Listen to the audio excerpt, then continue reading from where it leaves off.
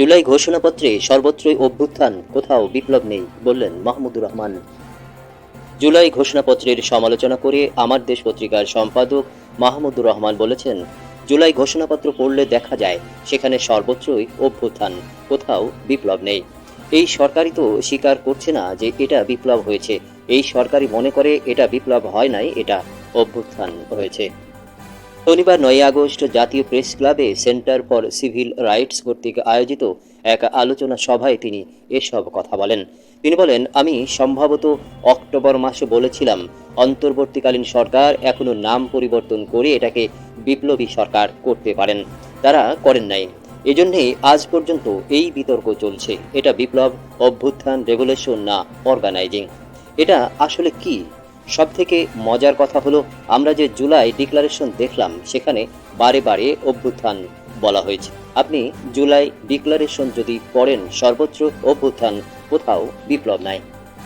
জাতীয় সংসদের প্রস্তাবিত উচ্চ কক্ষের সমালোচনা করে তিনি বলেন, অনেকেই সংসদের উচ্চ কক্ষ নিয়ে খুব উত্তেজিত।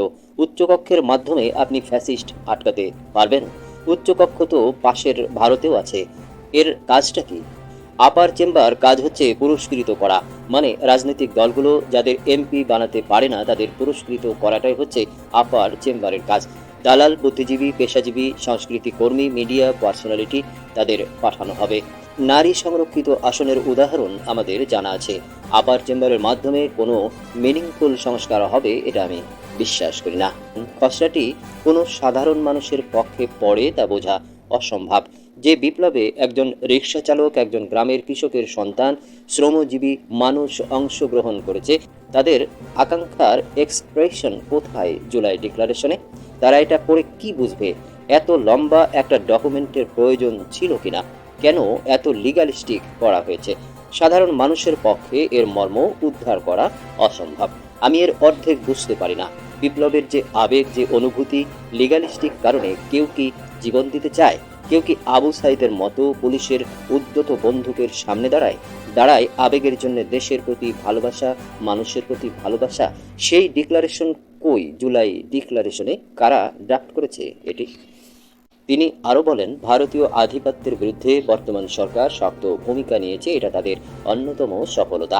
তবে রাজনৈতিক দল ক্ষমতায় এলে তাদের অবস্থান ভিন্ন হতে পারে, তাই আমাদের সজাগ থাকতে হবে। তরুণদের মধ্যে গত ৬ বছরে অসাধারণ পরিবর্তন হয়েছে। ভারতীয় আধিপত্য প্রশ্নে অনমনীয়তা এবং মুসলমানিত্বের প্রশ্নে হীনমন্যতা দূর হয়েছে। ফ্যাসিস্ট রেজিমের ১৫ বছরের ব্রেন ওয়াশ ব্যর্থ হয়েছে। ব্যক্তিকে মূর্তি বানিয়ে সে মূর্তি পূজার প্রচেষ্টা তরুণরা ভেঙে দিয়েছে। জুলাই বিপ্লব শহীদদের মধ্যে ৫০ বছরের বেশি বয়সী কাউকে আমি পাইনি, তরুণরাই পেরেছে, আমরা পারিনি।